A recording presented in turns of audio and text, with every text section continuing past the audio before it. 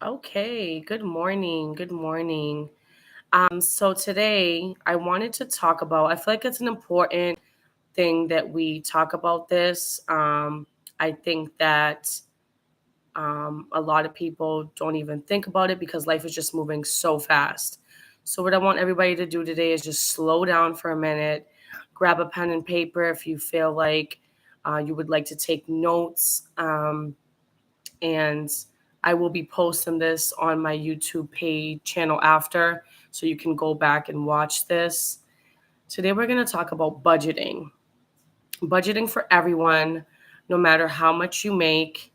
Um, we're going to talk about budgeting. So, what is budgeting, right? So, budgeting is when you basically keep track of your money. You're keeping track of your money, what goes in and what goes out. Why is this important? Well, we need to pay attention to our money. If not, we will find ourselves in a constant circle of, being broke, so to speak. So, um, budgeting is extremely important. If you are earning an income, no matter how big, how small, budgeting can be accomplished. You might say, how do I budget? The first step to budgeting is gathering all your income. So everything coming in. Now, I know this may look different for everyone. Some people get paid weekly, some people get paid monthly, some people get paid daily. For everyone, your situation is going to be just a little bit different in how you do your math. If you're a person that gets paid monthly, it'll probably be a lot easier, right? Because most bills come out once a month, at best, maybe twice if you're doing a payment plan. I know I've done payment plans on my cell phone before, so they'll take out twice a month. But overall, you have a lump sum payment for that month and you're going to deduct all your expenses. People who get paid daily, where your income can fluctuate, what you want to do is probably look at a good month's income, add it up, and then do an average to give you the best average of what you can expect for that month. Um, and now, if you're earning other ways of income, you do want to take into account for this because let's say you're making $100 or $75 a week from mowing somebody's lawn, your neighbor's lawn every week, and you're not counting for that money, but you're spending that money. So everything coming in needs to be accounted for. It is extremely important. I will get to questions in just a second. Um, Let me just go through the lesson. So it's extremely important. So what do we talk about? Monthly, daily. If you get paid weekly, you can do your budget on a weekly basis, meaning if you have expenses coming out that week, you can do it also as a whole. I've tried both ways personally, where I add up all my income for the week based on previous pay stubs. Um, and you want, if your hours are fluctuating, you want to get the most closest average of hours that you've been working. You don't want to counting your 60-hour week, but you don't do 60-hour weeks every week, right? So that's not realistic. If you're more in the 45-hour week, do it based off of that, so you're having real numbers to play with. Um, so you can do that weekly and just, do you get paid weekly, deduct your expenses, and for that week, do it that way. Or you can add your income for each week and deduct your monthly expenses. It works the same way. It just matters about what kind of person you are and, you know, which feels more comfortable to you. Um, Bi-weekly, same concept. You can do it bi-weekly and you have your expenses, or you can do it on, monthly. Either way, you need to be factoring in everything that comes in and everything that goes out. It's a must. There's no way to budget if you're not accounting for all your income. Expenses. What does this include? This includes anything that you're paying for. So if you go and buy a chapstick, for $2, that counts. Because let's say you lose your chapstick and now you have to buy another one. So now you're at $4. So when you're going back and looking at your statement and you're realizing that it's not reconciling, it's because that's what we call a discrepancy, right? So it's off for a reason. It's because either maybe you had the cash on hand and you paid for it with $2, but it's important that you count everything that's going out. What expenses are included? So everything. If you're paying rent, car payment, insurance, you're paying for your, get haircuts, a hair salon, nails. If you're paying to go to the movies, any sort of expense. Now, an area that I find that people are commonly unrealistic is in the entertainment section. And I used to be a certified credit counselor, so I would go into in-depth budgets with people. And anytime this topic came up, for entertainment, they said $50 a month. I encourage you to be realistic and say, okay, right now, maybe I'm spending $200 a month on XYZ. Now, if you're trying to accomplish something and you find that your money is coming up short, or you're not where it would like to be at the end of the month, your disposable income, what you're left with after all your expenses, that's where you go and cut back in areas such as entertainment, because this is not a necessity. These are wants, right? So groceries are included in your expenses, but you really want to hone in on your needs. Clothing is one that is very tricky for my parents out there, right? We're not buying clothes every single month for our children. So we like to factor it in by kind of doing an average. I used to do it just based off of a figure, and I would divide it by 12 months. But if we're doing a month to month and you really haven't been buying much clothing for your children, especially if they're older, then that's something that maybe you just want to throw a small number in there to take account. And that's so I just kind of had like a brain fart there. That's something that you just want to make sure that you're accounting for, but not being kind of over the top with it if that's not really what you're spending. Budgeting is important because we all want to save money, right? So I think once we take a look and sit down and see where our money goes, it kind of gives you this realization like, whoa, what have I been doing this whole time?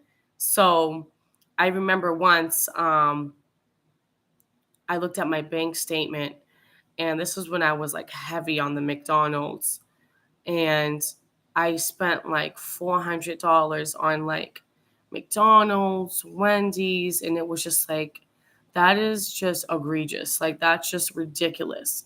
So just being able, it's kind of a self-reflection moment, and this is a way for you to accomplish your goals. Now, most people say try to save 10%. I know that at least where I live in Massachusetts, the cost of living is just insane. So my theory is just try to save something. And when you save it, you want to put it into a high yield savings or a savings account that has a high interest rate. Therefore, you're getting money back from the bank and for just having savings. So this is very important. So I encourage you guys to look into your bank accounts, ask your banks what your savings rates are. If you don't know, I think right now with everything going on in the economy, they're about 3.5 to 4.5. And that's decent. That's high. And if you're not sure on the math, what I do, I will go right on Google and I'll do like 30 times 4.5%, and I'll put the percent sign. And whatever that answer is, you add that to 30, and that's how much they're giving you back. So, I think another reason why we don't pay attention to it is maybe because we lack understanding, or we get discouraged because of the numbers. But these are our numbers. This is our life. This is our money.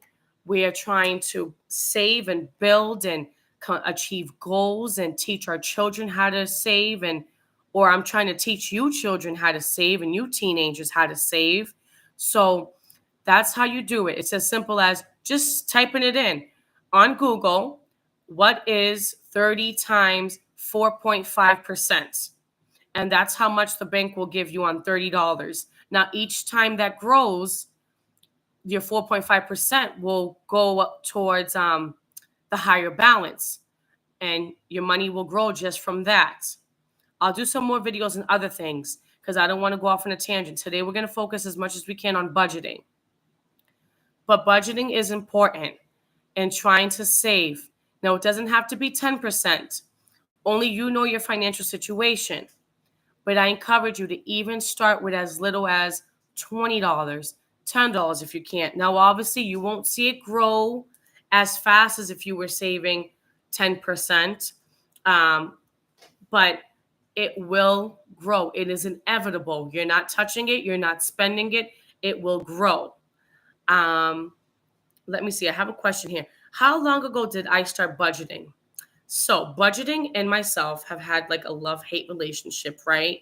Because like I'm a girl, I like to have fun, I like to shop occasionally. Now I've become very frugal. I mean, very frugal. And there's nothing wrong with that. And I mean, there's nothing wrong with becoming frugal. So I started budgeting seriously, I think within the last 2 years. And when I say seriously, I mean like really trying to buckle down and abide by it. It's to the point that when I get up with my girlfriends, I'm like, yeah, we can meet up, but we're going to happy hour because that's when things are half off and I'm on a budget. So things like that you will start to learn. Going out to eat during happy hour. Now, guys, hear me out. I'm not saying don't have fun, don't live your life. But if you're trying to accomplish a goal, you have to think about what is more important. How can I get to my goal? Will I get to my goal by going out for dinner every month for $150 or $100 if you really can't afford it after you've done your income and you've seen that you don't have the disposable income left, meaning what is left over. If you have $50 left over, but you're spending $100, that means you're in a deficit of negative 50. That means that you're taking $50 from somewhere else to make up for that 100. Okay? That's how this works. Now, again, don't be discouraged. Don't be scared. We're all in this together. We all have to deal with this. And it's just important that we learn this. And the sooner that we learn this, the youth, the sooner that you guys learn this, you guys can learn how to prosper and how to build wealth for yourself, along with some other things that I'll talk about as well. But the first step is taking a look. So I want to encourage everybody today to take a look at your expenses, and sit down and, just remember when something applies to you, don't get offensive about it. That just means you have to work on it a little more, and that's okay. Listen, I would blow my whole paycheck and then I'd be crying the rest of the week. So it's just about disciplining yourself. Recently, somebody sent me something that said something like, I may get this wrong, and I think it's something that they saw. And it said like, once you become disciplined, you won't need motivation. So let's get through the rough part, right? Let's sit down, let's look at our numbers, and let's figure it out. Now, if you have a joint household where you have numerous people, if you're married, if you have partners, domestic partners, you got to combine that income. You should combine that income and take an outlook at both of you guys' expenses and to get a realistic look at what the future could look like and what disposable income you guys have. It's very important that we stay in tune with this, because if we don't, We're never going to get out of the rat race. Any other questions?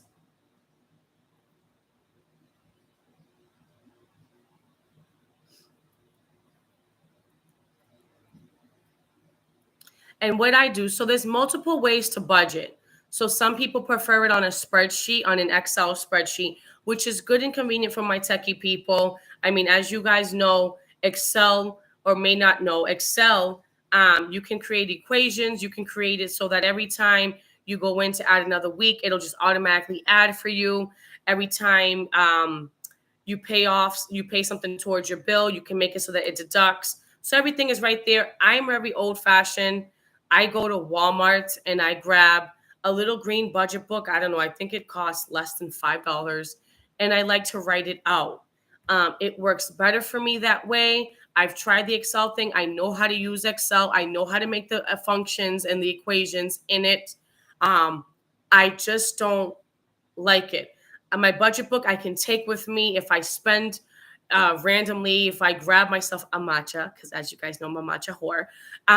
I can jot it down quickly and then go back and reference, right? So whatever you prefer, but make it work. Make it work for you. What are the existing savings and investments? What do you mean by that? So investments is a whole nother ball game, and I'm not here to give like investments advice. I encourage anybody who's trying to do investments to look into that, and it depends what kind of investments you are trying to do. But overall, budgeting is very important. No matter how high or low your income is, you should be budgeting and try to save anywhere from 0 up to 10% if you can afford to. And I mean, I think that's pretty much going to be it for today. Feel free to comment if you have any questions, if you want me to do any other videos on anything. There's going to be a lot more to come. And this was just really heavy on my chest. I said, I want to share this with people because, like I said, me, myself, I've been guilty of just spending and spending. So what are the financial goals with budgeting? The financial goals of budgeting all depend on your goals. Some people may have goals. Yes, silver and gold. So I am going to do another video on that, but I don't want to go off on a tangent, but I'll quickly touch upon that. So financial goals with budgeting, it all depends on what you want, right? So let's say you're saving to buy a house, you're saving to buy a business, or to be able to have a down payment for something. Your goals are really, your financial goals are what you want to buy a car. If you're a teenager, your goal might be to have a car by the time you're 17. So everyone's goals are different, and it's based on their lifestyle and their goals. So Mr. and Mrs. West, Texas Stacker, silver and gold is a great way to save money.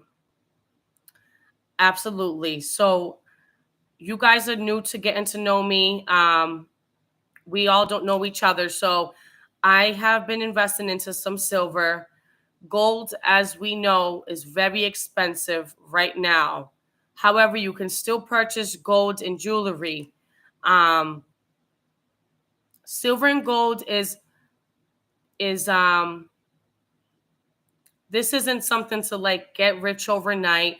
This is for the long haulers. If you're in this for the long haul and in the long run, right? You want to build on that and build on that and build on that. And the best thing I can say to you guys is continue to educate yourselves and read. Do not believe the propaganda that is out in the news. I mean, one of my favorite books is this book. If you guys don't know, this book is the truth. This book has it all. Mr. and Mrs. West Texas Stacker. If silver and gold weren't important, in this book, it discloses how much silver and gold our country holds, okay? And it's a lot. It's a lot. So for all my young people and even my older people, all of you guys, investing into that is extremely important. They expect silver to double. Right now, it's about $35 an ounce. Gold is very expensive, but you can also purchase gold backs. Gold backs are a form of currency that is not legal tender, but is gold laminated. So gold laminated means that it has, I'll be right back. Let me go get my gold. 1 second.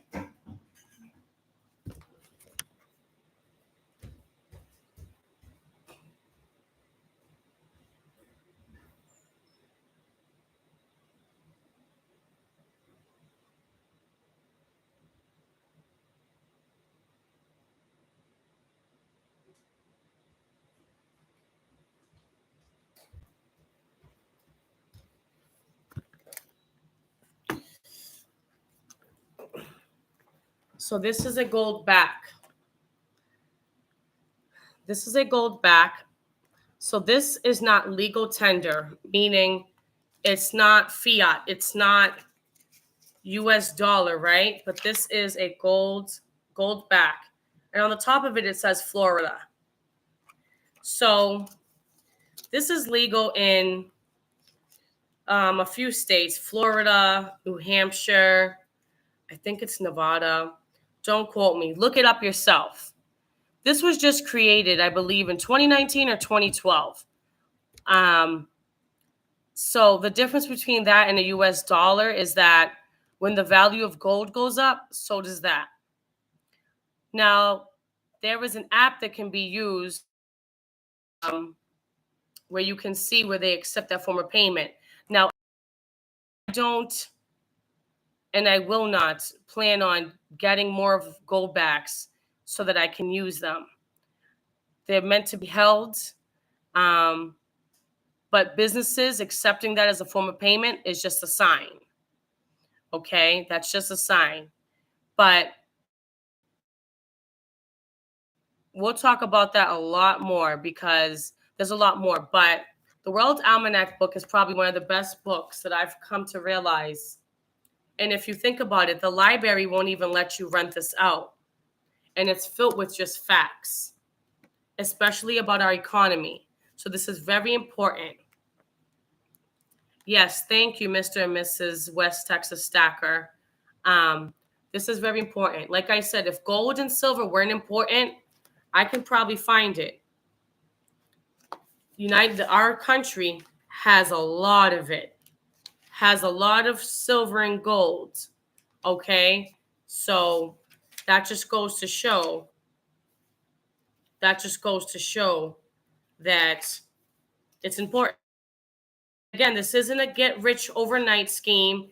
This is for the long haul. This is for having it on you. Something tangible, right? And just building assets in many ways. You don't want to put all your eggs in one basket. And basically what I'm trying to say is if the bank shut down right now, and all your money is held in banks, then what? Mm-hmm. So, my thing is try to keep some cash on hand, a good amount, you know what I mean? Not like $100, like enough to get you out of here if you needed to go.